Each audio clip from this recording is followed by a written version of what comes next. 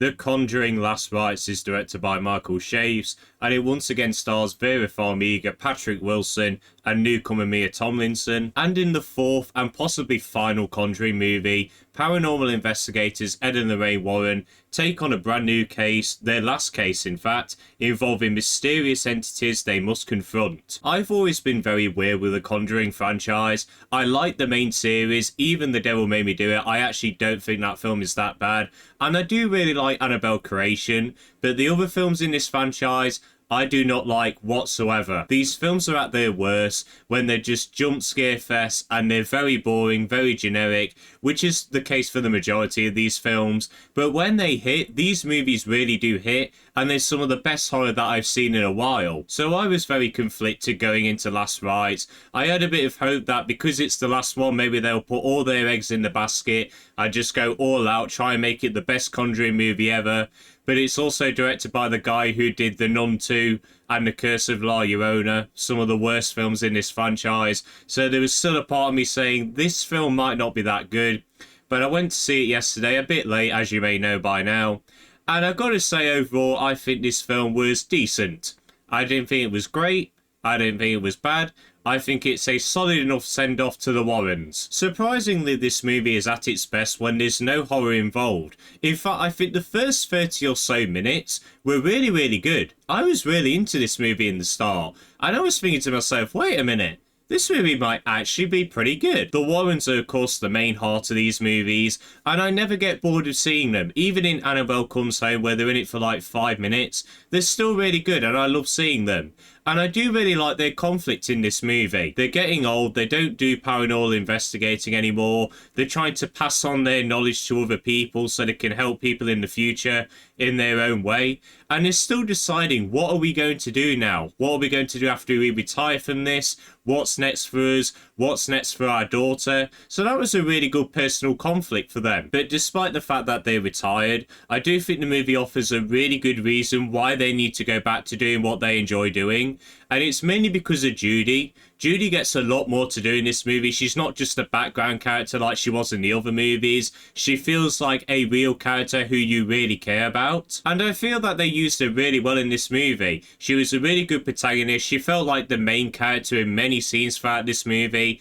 And it just added a whole new really good dynamic to the film. But unfortunately, where this movie fumbles is with the family that the Warrens try to help. Now, we know the formula of these movies. The Warrens go to help someone who's been possessed by a demon. They help the family out. They cast out the demon. I mean, we know the formula by now. And they do the same with this movie. But the family in this movie is so boring to the point where they're not characters. They're just a plot device. In the previous movies, we saw how these characters lived. We understand their conflicts, their desires. They felt like real characters.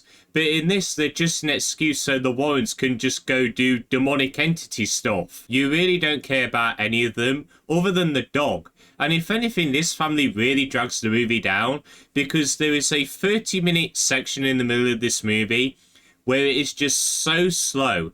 And the movie became very, very boring because we're just seeing this family getting teased around and messed around by these demons. And we just don't care about them whatsoever. For me, if they cut out that entire family and they mainly focused on Judy in the mirror and her conflict with her family and the thoughts and visions that she's getting, then this movie would have been 10 times better. And another issue that I have with this movie, ladies and gentlemen, boys and girls, say it with me now, jump scares. Yes, you know the word. That horrible, horrible word. To be fair to the director, I will give him this. He has cut down on the fake out scares because that's something I really don't like about his other Conjuring films. But with this film, I can't recall a single fake out scare. So I'll give him that. He's learning from his mistakes. But other than a few moments, the scares in this movie play out exactly how you think they're going to. There's no sound. It completely drains out. And then you see something down this side of the room. Ooh. And then you see a really creepy figure and then it's not there. And then you wait a few seconds and then bleh, there it is, spooky demon coming after you.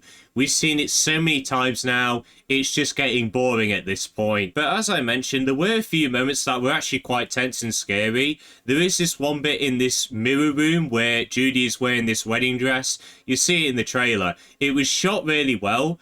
and up until the really lame jump scare at the end, it was really creepy because it hit into my fear of claustrophobia. And I also thought the opening scene of this movie set the tone for this movie really well, and it was actually quite tense. Another thing that surprisingly put me on edge throughout the film was some of the demons. Now I say some of them because the old granny demon looked absolutely terrible. She looked way better in the trailers than she did in the actual movie. The CGI looked horrible. But the one that really freaked me out was what I like to call the lumberjack demon. He's not a lumberjack, but he has an axe, that's why I call him that. But he was very creepy. He's only in 3 scenes, but he left a big impression on me. Especially one moment where he's chasing someone with his axe, and it's just the way that he does it. He really torments them. He slowly drags his axe across the floor, and he's laughing, holding a lantern, with that creepy smile and makeup. Oh, it was terrifying. However, another demon which I really didn't like, one that I'm really getting sick of seeing, is Annabelle. I'm just getting sick of seeing this doll now. She's not scary anymore. You've had 3 movies. You completely ruined all the scare factor of her now. Stop showing her. She's really shoved in this film. She's in like 2 scenes. Does nothing. Just there for a quick scare. It was just so annoying when she came on screen. Technically, the film is pretty good. The cinematography is competent but basic. However, there are a few shots which I really liked. One which I mentioned earlier where Judy is in the mirrors and she slowly stands up and you see reflections of her all around her. That was a really cool shot. And there's this really good one take where we go outside the house and then we go right back in. That was really cool. The editing was okay. Of course, they could have cut out many scenes in this movie and the film would have been so much better. And the music was okay as well, even if we have heard similar themes in the past. And finally, the acting in this movie is very strong. I don't think I need to say this, but Patrick Wilson and Vera Farmiga are so good once again as the Warrens. They've never missed. They've never just gone in for a paycheck. They give it their all. And it's really sad that this is the final time they play the characters because they really are so good as them. Thank you, Vera. Thank you, Patrick. Thank you for giving us 2 really strong horror protagonists. Mia Tomlinson as older Judy Warren. She was really good in this film too. I've never seen her before, but she was really strong, and I cannot wait to see what she does in the future. So in conclusion, The Conjuring Last Rites is a solid enough send-off to the Warrens family. When it focuses on them, this film is at its strongest, but when it focuses on the other family, this movie is a real drag. But even though this movie was very boring at times, I still overall had a decent time with it. So if you do like the Conjuring movies, I think you will have a good time with this one.